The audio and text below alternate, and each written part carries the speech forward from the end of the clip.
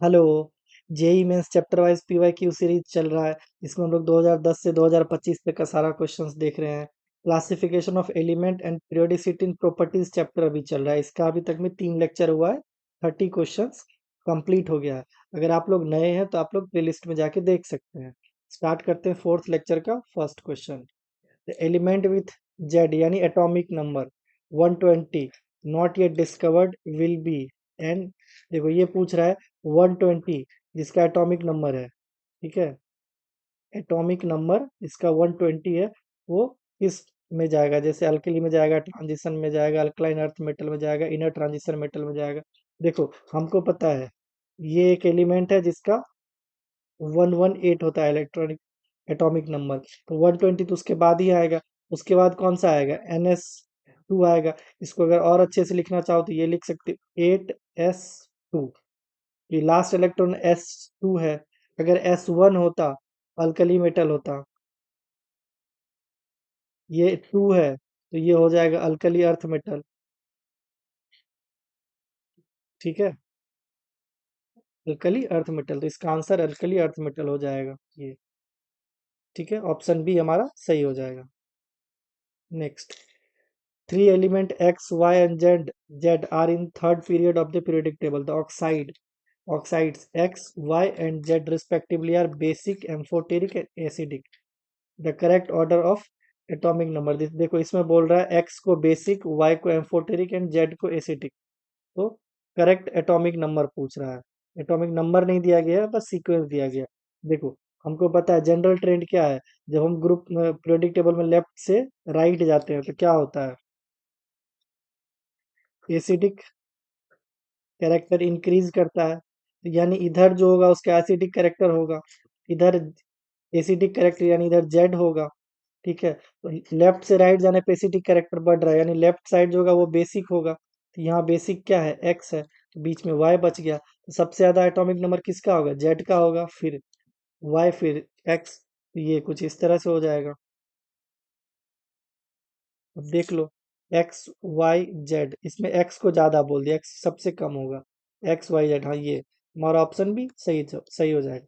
देखो सिंपल है इसमें। पीरियोडिक टेबल का जो ये पीरियोडिसिटी हम लोग पढ़ते हैं, लेफ्ट से राइट जाओगे तो एसिडिक कैरेक्टर बढ़ता है, ठीक है। एसिडिक कैरेक्टर बढ़ेगा, यहाँ पे बोला गया एसिडिक जेड को लेफ्ट से राइट यानी सबसे राइट जेड होगा, ठीक है। तो एटॉमिक नंबर तो ऐसे इंक्रीज ही करेगा ना, तो सबसे ज्यादा एटॉमिक नंबर जेड का, फिर वाई का, फिर एक्स का। सिंपल, हमारा ऑप्शन बी सही हो जाएगा।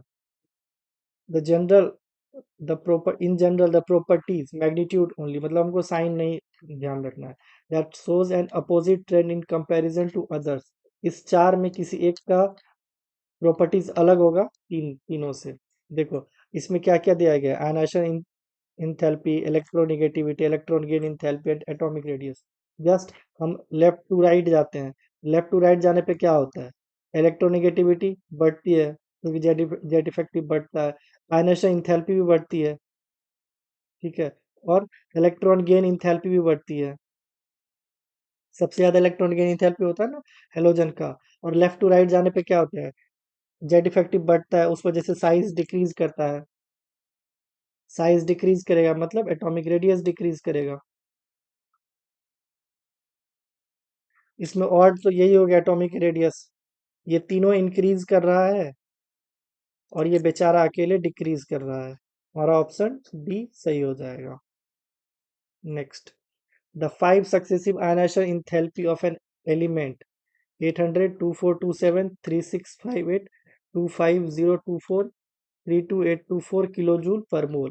The number of valence electron in the element. देखो इसमें पहला आयनाइजेशन एंथैल्पी क्या है? 800, फिर 2427, फिर 2658, फिर क्या आ गया? 25024, यानी पहले इलेक्ट्रॉन लॉस हुआ इतना था, फिर इतना था, तीसरा इतना था, चौथा में जैसे यहाँ देखो कितना का चेंज आ गया है, ठीक है। बहुत ज्यादा चेंज, ड्रास्टिक चेंज आ गया है। मतलब ये जो भी एटम होगा उसके वैलेंस सेल में टोटल कितना? 3 इलेक्ट्रॉन होगा। ये 3 इलेक्ट्रॉन निकल गया यहाँ तक। उसके बाद चौथा इलेक्ट्रॉन कहाँ से निकल रहा है? नोबेल का कॉन्फ़िगरेशन से निकल रहा है।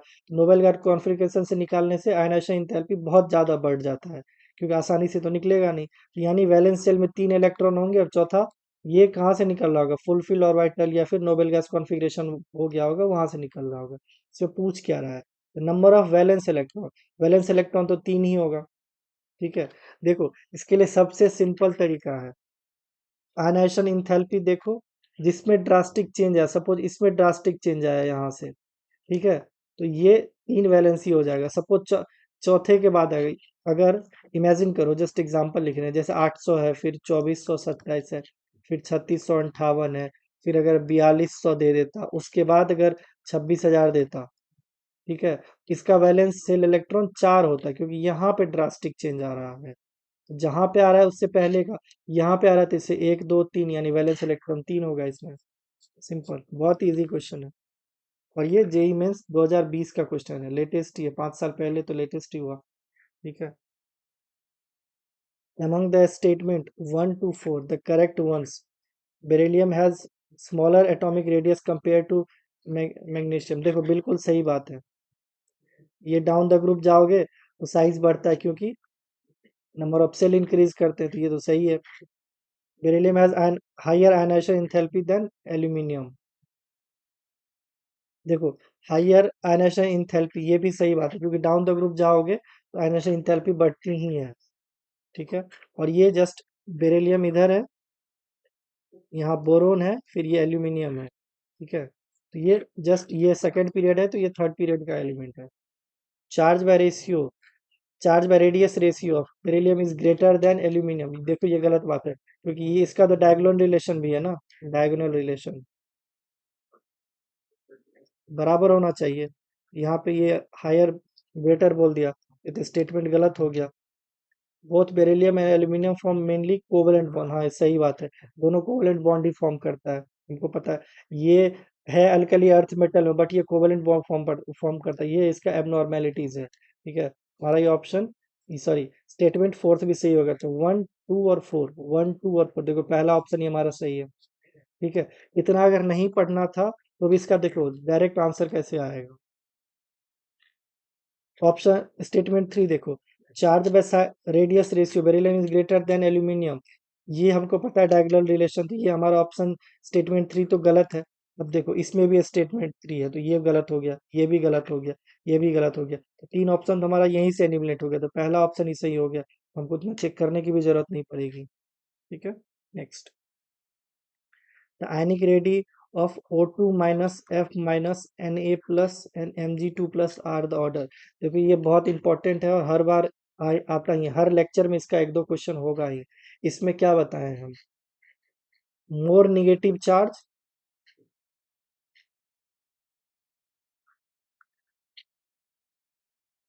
मोर आयनिक रेडिया है, यही बताएं हैं। जितना ज्यादा निगेटिव चार्ज होगा उतना बड़ा साइज होगा, उतना ज्यादा आयनिक रेडिया होगा। और मोर पॉजिटिव चार्ज,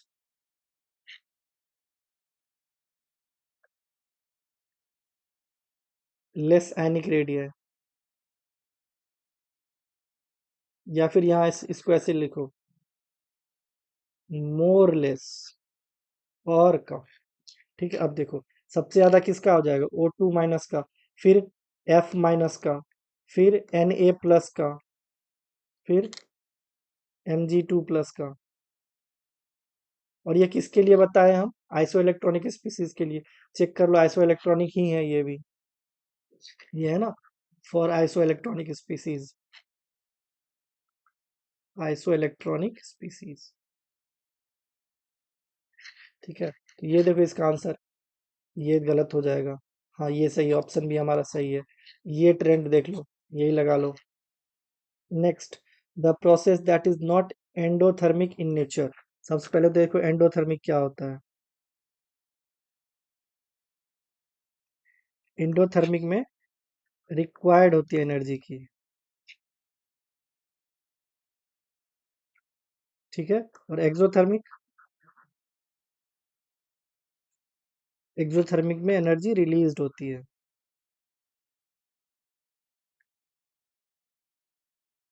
अब देख लो क्या क्या ऑप्शन दिया गया है। ठीक है। ये देखो नोबेल गैस है, और नोबेल गैस में हम इलेक्ट्रॉन ऐड कर रहे हैं, इसको ऐसे लिख सकते हो, adding an electron to a neutral atom या न्यूट्रल एलिमेंट या न्यूट्रल, चलो आर्गन लिख देते हैं, neutral argon atom. Neutral argon क्यों? क्योंकि ये नोबेल गैस है। रिक्वायर्ड एनर्जी,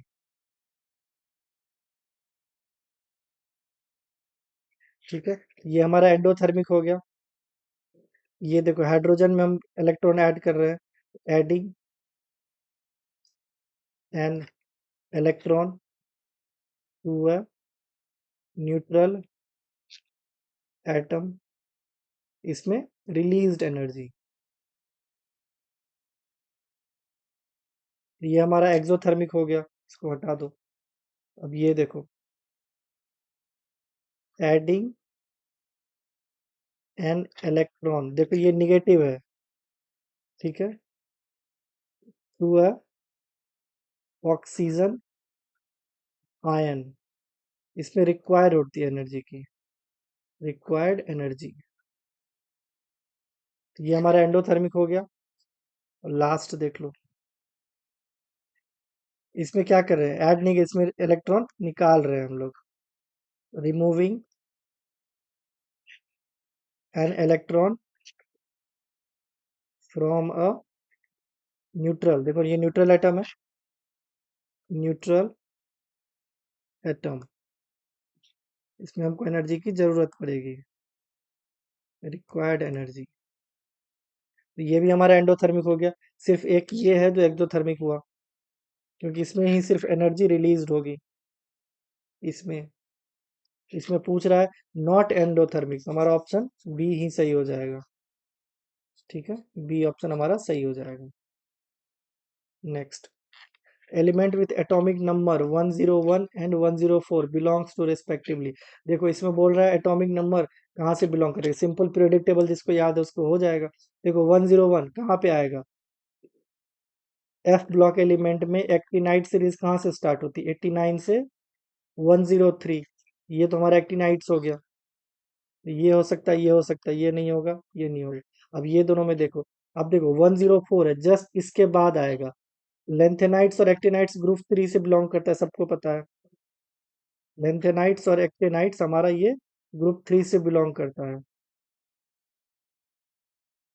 ग्रुप 3, ठीक है। ये जस्ट 104 है, यानी इसके जस्ट बाद वाला, ये ग्रुप 4 होगा, ना कि ग्रुप 6। इसको हटा दो, ये हट गया, हमारा सिर्फ ऑप्शन सी सही हो जाएगा, ठीक है, सी। सिंपल, इससे ज्यादा और क्या सिंपल पूछ सकते हैं, प्रिडिक्टेबल के पास, जिसको एटॉमिक नंबर याद है उसके लिए बहुत इजी है, वरना बहुत मुश्किल है। The correct order of ionic radii, देखो ये फिर से आ गया, मुंह उठा के फिर से आ जाता है।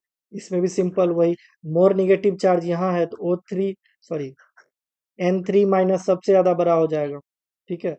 उसके बाद O2 माइनस, उसके बाद F माइनस, फिर ये Na प्लस, फिर Mg2 प्लस, फिर Al3 plus. Simple, iso electronic species, iso electronic में क्या बताए हैं, मोर निगेटिव चार्ज, मोर साइज, या मोर आयनिक रेडिया है,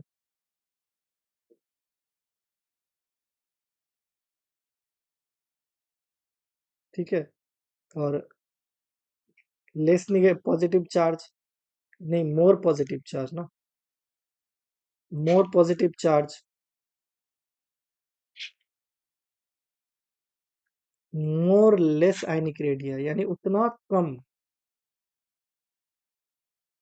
सबसे ज्यादा कम इसका होगा और सबसे ज्यादा बड़ा ये होगा।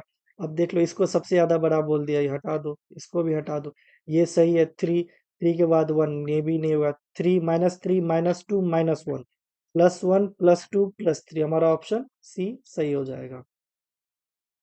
Next, the set that contain atomic number of only transition element, देखो इसमें सिर्फ ट्रांजिशन एलिमेंट पूछ रहा है, ये भी सिंपल एटॉमिक नंबर जिसको याद है उसी से हो जाएगा। इसका ऑप्शन बी होगा, वो तो हमको पता है, बट देख लो कैसे होता है।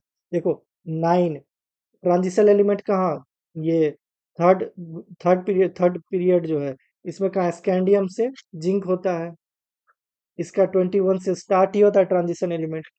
ठीक है, तो ये तो ऐसे ही हट जाएगा, ये हो सकता है। ठीक है, बट ये देखो 64 पे क्या आता है, ये एफ ब्लॉक एलिमेंट है। एफ ब्लॉक एलिमेंट पे लेंथेनाइड कहाँ से स्टार्ट होता है, 57 से स्टार्ट होता है 71 तक का, तो ये तो इस बीच में आएगा। ये तो ऐसे ही हट गया, ये भी हट गया। अब दो ऐसे हट गया एफ ब्लॉक एलिमेंट्स, ये कौन सा है, 64 पे गैडोलिनियम आता है ना, देख लेना, गैडोलिनियम आता है शायद, बट देख लेना। ठीक है, ये 64 तो ऐसे ही हट गया। अब 9 7 ये तो कहाँ का होगा, ट्रांजिशन एलिमेंट तो 21st से स्टार्ट ही होता है, 21st से 30, पहला थर्ड पीरियड, फिर फोर्थ, फिर फिफ्थ, तो 21 से पहले का तो सोच ही नहीं सकते थे, ये तो वैसे ही हट जाएगा। ठीक है, अब इसमें भी एफ ब्लॉक एलिमेंट दे दिया, इसमें भी एफ ब्लॉक एलिमेंट दे दिया, तो हमारा ऑप्शन एक यही बच रहा है, हमारा यही सही हो जाएगा। ठीक है, अगर लिखना हो तो लिख सकते हो, 21 पे कौन कौन सा आता है, देखो 21 scandium, 25 scandium titanium vanadium magnesium. ठीक है, और 42 पे आता है मोलिबेडनम, और 72 पे आता है हॉफनियम। ठीक है, लिखना चाहो तो लिख सकते हो, वरना पीरियोडिक टेबल ध्यान में रखोगे तो इस तरह का कोई भी क्वेश्चन आएगा तो आसानी से कर पाओगे। ऐसे इसमें हर एक ऑप्शन को याद रख के कोई फायदा है नहीं, कल को कुछ और पूछ सकता है, मुंह उठा के आएगा, बोल देगा ये 36 कहाँ है, वो सब अगर पीरियोडिक टेबल याद कर लो तो ज़्यादा बेहतर है। इसमें हर एक ऑप्शन को एक्सप्लेन करने से कोई मतलब है ही नहीं। ठीक है, इसमें जस्ट ऑप्शन एलिमिनेट एलिमिनेट कर सकते हो, सिंपल। और ऑप्शन एलिमिनेशन का सबसे अच्छा मेथड है, हटाना चालू करो। देखो अभी बताए, स्कैंडियम 21 से स्टार्ट होता है, तो 9 और 17 तो गया काम से। ठीक है, और एफ ब्लॉक एलिमेंट में लेंथेनाइट 57 से 71 होता है, यानी 64 लेंथेनाइट सीरीज का है, 64 लेंथेनाइट सीरीज का, तो हमारा बच गया एक ही ऑप्शन, ये बी, हमारा बी सही हो जाएगा।